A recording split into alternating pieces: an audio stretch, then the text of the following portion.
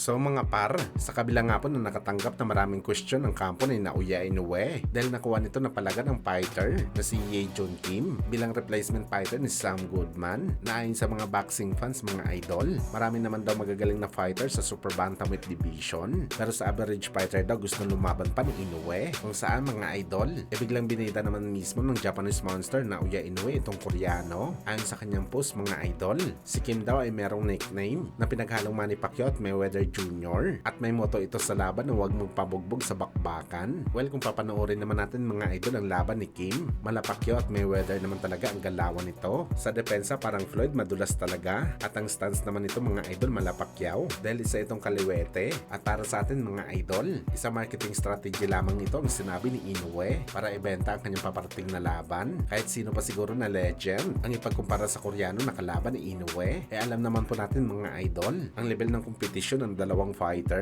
Kagaya sa sinabi natin mga boss, si Inoue nasa mataas na level pero si Kim pang average lamang. Sa tingin niyo ba mga idol, magagawa ba ni Kim ang galawan ng Manny Pacquiao at Mayweather Jr. kung ang kalaban niya isang malakas at pound for pound boxer kagaya ni Inoue? Naniniwala tayo mga idol na magagawa lang ng Koreano ang galawang Pacman at Floyd dahil sa mga below average na kalaban nito na talagang hindi kaya magipag-compete din sa kanya sa bakbakan.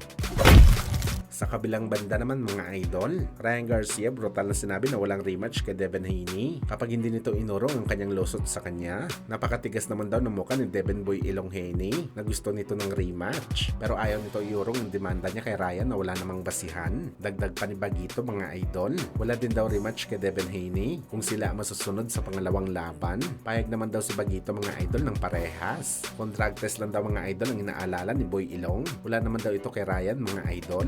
Kahit araw-araw pa daw sila magpa-drug test. Kumpiyansa naman si Ryan Garcia na malinis itong fighter. Beltin na daw sa kanya mga idol ang pagiging malinis na fighter simula pa lang amateur. Pero may kondisyon daw si Ryan Garcia pagdating sa drug test. Ayaw daw nito mga idol magpa-drug test sa BADA. Gawin daw nila mga idol na dalawang drug testing company ang magsusuri sa kanilang dalawa ng Haney Boy. Isa daw dito ang BADA at para kay Ryan ang USADA ang nagkakandak ng drug test sa mga Olympics athlete. Wala daw siya talagang mga idol tiwala sa BADA. Merong conflict of interest daw kasi si Devin Haney sa BADA kaya ayaw niya mga idol magpa-test dito. Bagamat kung ayaw daw ni Devin Haney mga idol sa partida at kondisyon ni Ryan, kalimutan na lang daw nila ni Boy Ilong mga idol ang isa't isa at tanggapin na lang daw ni Haney Boy mga idol na sa kanilang dalawa siya ang panalo. Tinalo niya ito sa isang impresibong paraan at binugbog daw nito si Devin Haney na kinikilala na future ng boxing sports at talagang hindi daw ito madidinay ni Boy Ilong mga idol dahil buong mundo ang nakasaksi sa pagdurog sa kanya ni Bagito.